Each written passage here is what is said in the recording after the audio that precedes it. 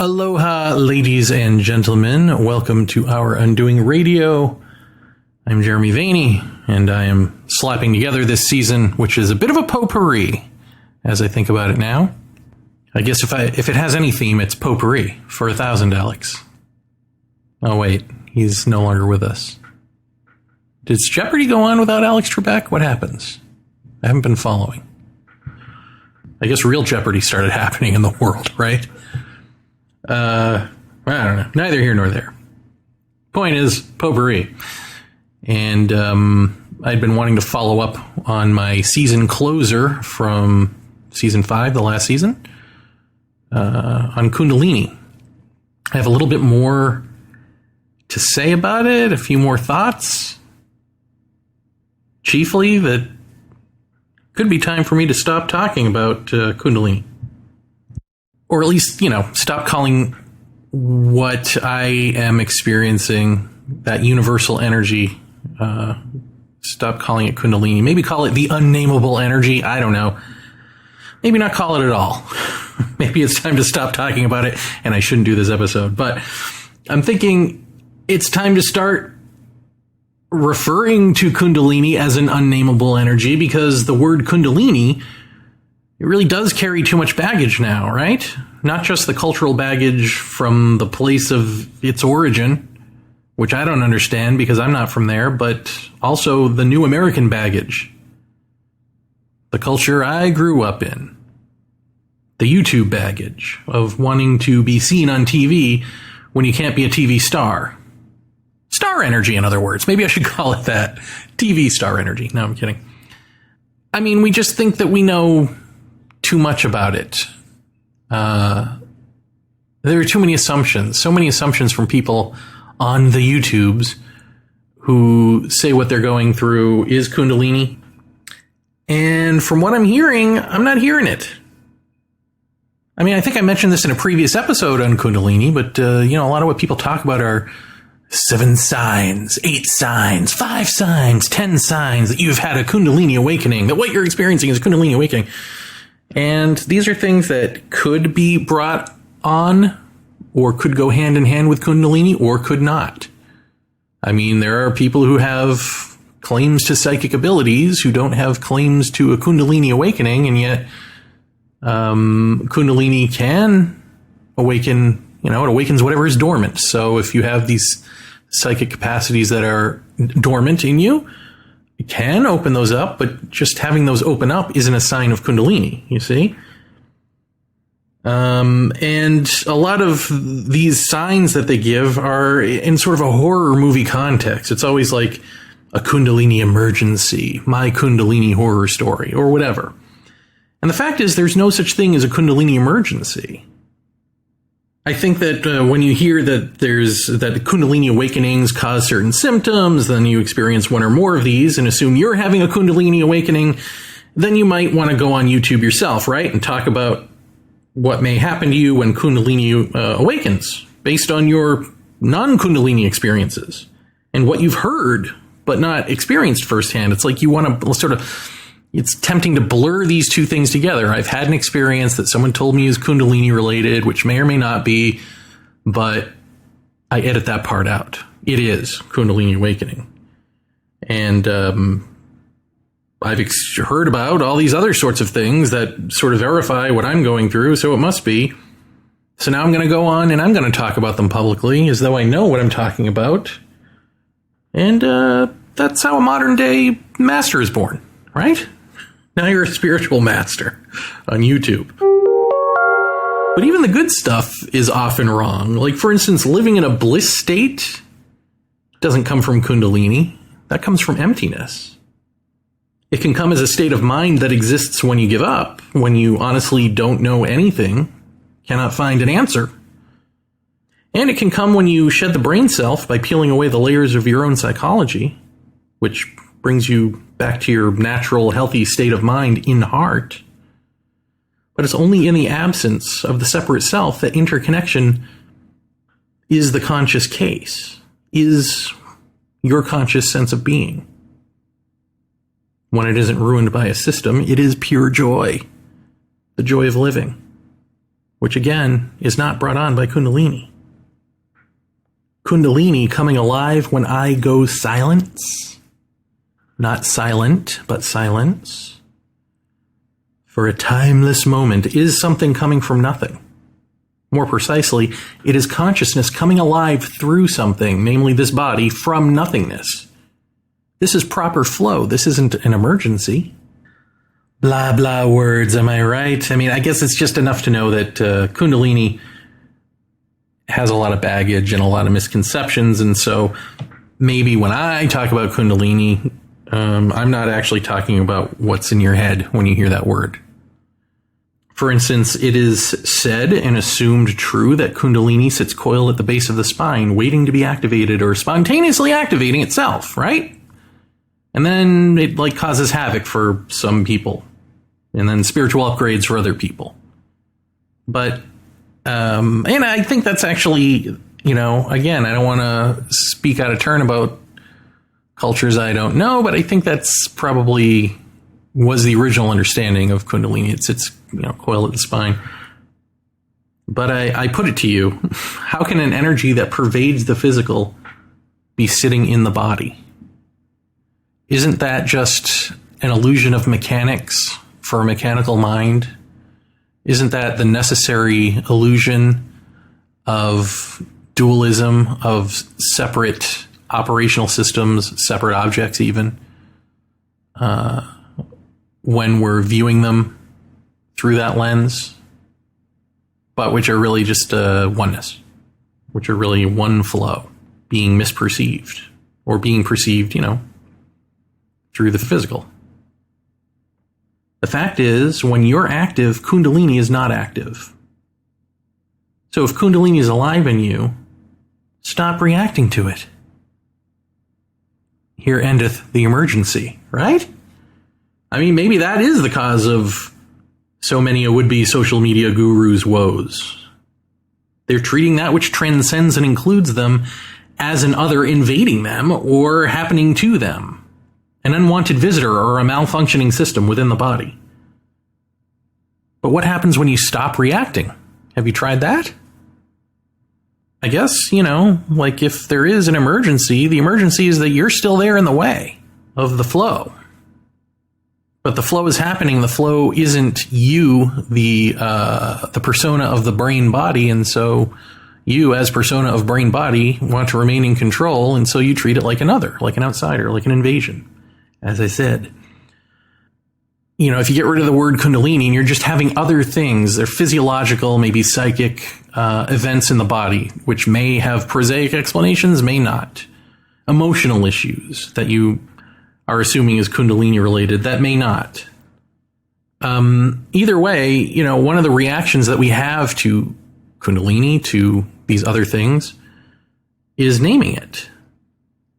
And when you look, you see similarities in Kundalini literature to a lot of the events in the body and the psyche.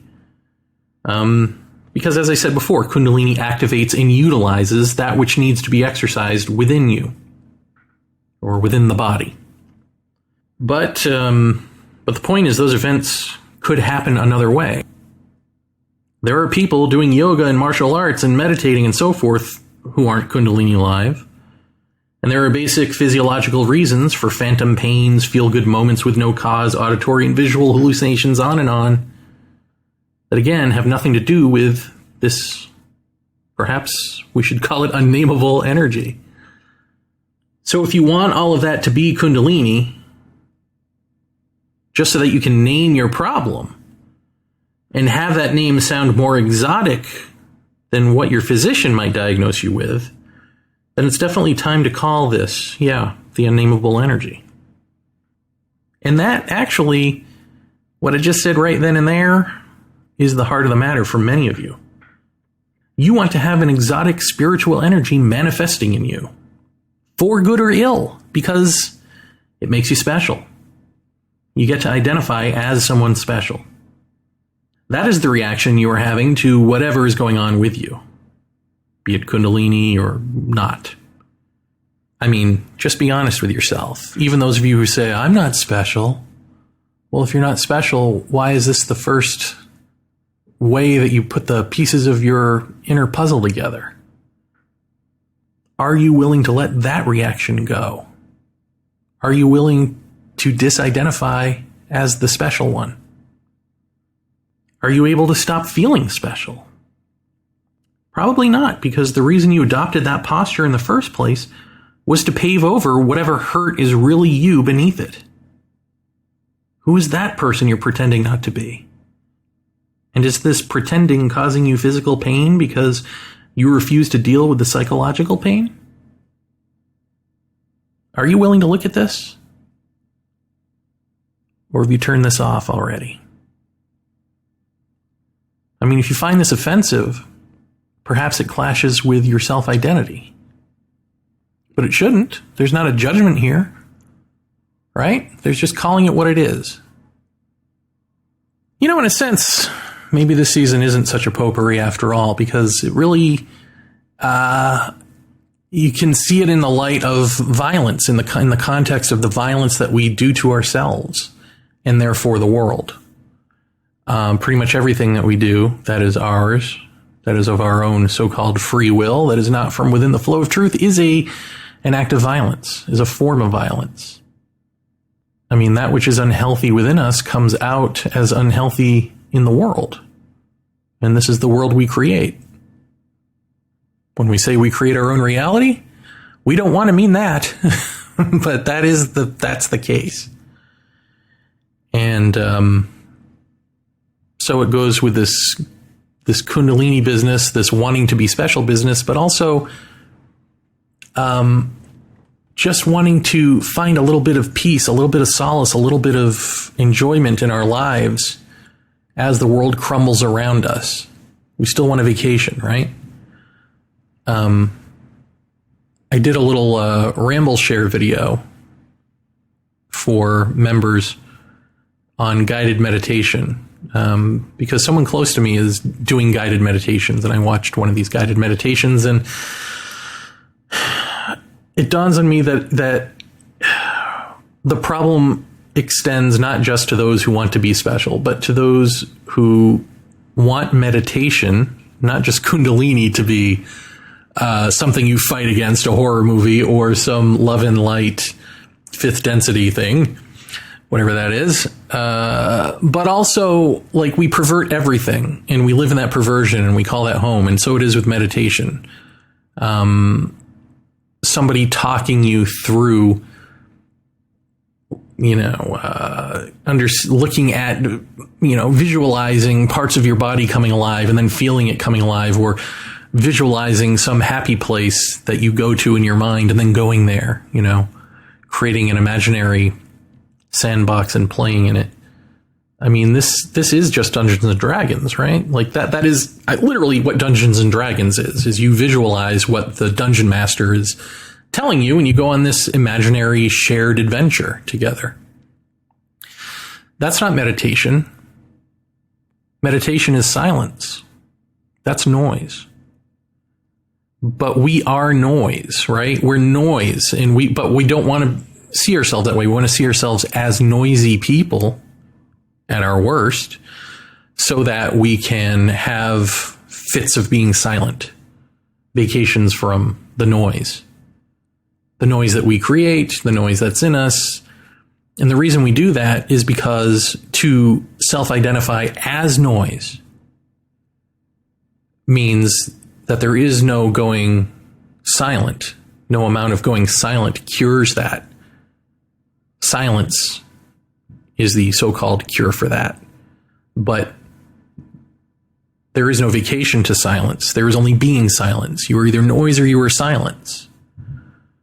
This is why early on when I used to talk about how we are our thoughts, which is not my own, I didn't come up with that on my own, but it's as if we've never heard it before.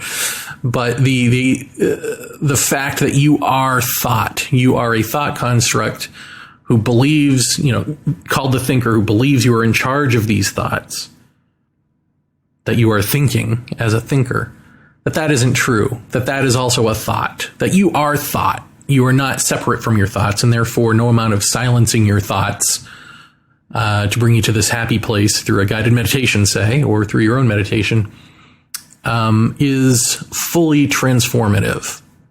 And people used to argue with me about that.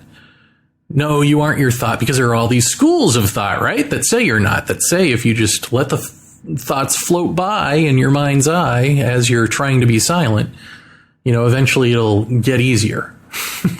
Eventually you'll be able to block them out better or something. But that's all a game. That's all you. You are the one witnessing the thoughts.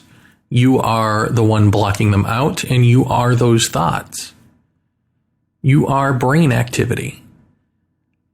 And that's not a final answer in terms of like, well, the neurologists have it right, and I guess we're all just meat. That is posing the real question. Is there anything beyond that? Is there anything beyond you, beyond the brain projection? But it's hard for us to see it that way because, again, that brain projection is you. And so you want to live. You don't want to see you want to see what's beyond you so you can incorporate it into you. You don't want to be that which is, so-called beyond, that which is naturally you, that transcends and includes the brain person. You want to be that transcendent and including entity. And ironically, we all are. It just ain't this separate dualistic self that we wish, was in control, and that is actually rubbing against the grain of nature to the extent that we are going to kill ourselves off before we ever transform. We will do physical suicide before coming to the clarity through inner understanding that we're the problem, that we're in the way, that we are the blockage, blocking out that which we seek. And the thing is, you've heard this all before. You've heard this a lot in the 60s and the 70s and the 80s. And then something happened in the 90s and the aughts where it turned into life coaching. Right? There were no more gurus and the such. There were life coaches who'd try to take this and turn your transformation into a way for you to make money. How to be healthier and happier. And by that we mean wealthier. And by that we mean I will get wealthy while you toil away trying to take my advice. So where are we now? I mean, all of this collapses away and we're left with our own inauthenticity and really nowhere to hide because all the places that we've constructed for ourselves are collapsing. We're destroying the natural world, and our unnatural world of systems that exist on paper and in the mind and through collective agreement are collapsing. Where is there left for you to run? Your God in the Bible didn't jump off the page and come save you. What now? Your prophecy didn't get fulfilled. What now? Well, now we turn to excuses of why that's not, happening, and then defensive. It's not my fault, and so it's got to be a fault of someone's. So you create this other for it to be the fault of, and then people in politics and advertising see this and use it against you. They turn you into little robots arguing about, things that don't exist, boogeymen, and now you've got to pretend, like in politics, you got to pretend that you don't know how voting works. You got to pretend like you don't know the records of certain politicians who've been around forever, because now they're like crazy lizard people who were communists all along or something. I mean, it's ludicrous the lengths we'll go to not be aloneness because we're afraid to be alone. Because we're social creatures, these brain people that we are, these personas that we are, the lie of ourselves can only sustain itself through agreement. I mean, you want to know what the base of wars is? What's the basis for all this? Yeah, economics and oil and all that. But the deep down drive for our violence is that if we're not on the same page with our lie, then our lie can't sustain itself, then where are we? Who are we? So we have to constantly convert other people to whatever it is we believe or want to believe. Or we have to give in to being converted by other people. We don't want oneness. We want the spread of an idea. We don't want interconnectivity. We want conformity. We want this because that is what sustains the we we're talking about, the you and the me. And why do we do this? Because it's what we know. It's what we were born into. And we're unconscious of it. It doesn't even, for how many of you, honestly, has this even come across your radar as a person, as an adult, alive in this world? How have you thought this way about you? About the world that we have created and why? Rarely does it cross our radars. And that's by our own unconscious design. Because otherwise, again, we can't exist. We can't exist in this equation. When we are silence, we're not this noisy defense mechanism, are we?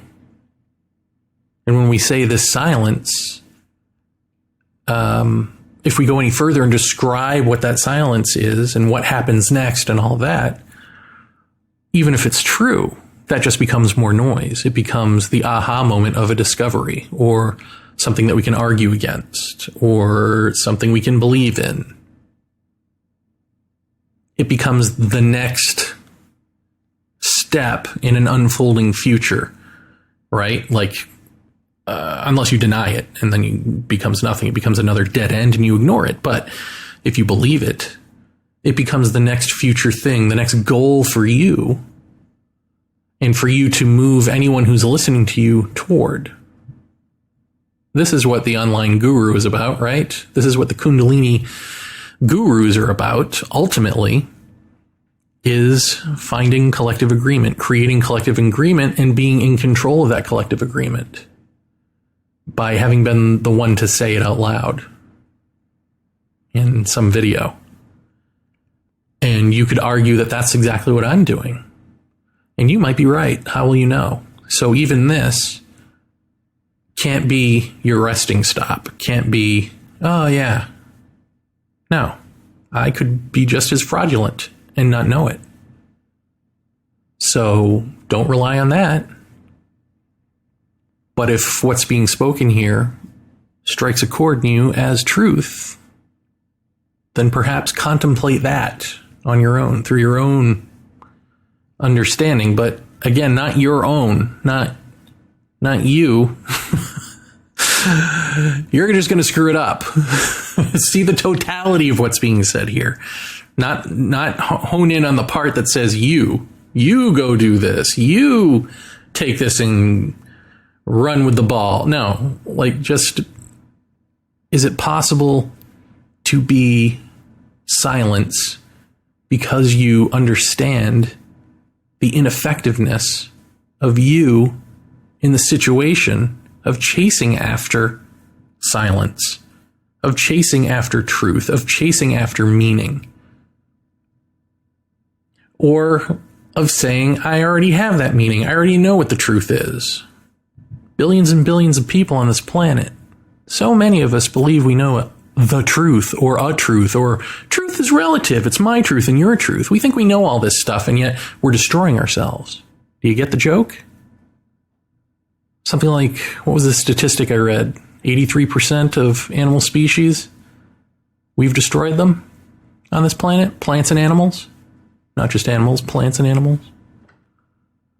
That's a mighty whopping percentage for people who know the truth and have God in their hearts, isn't it?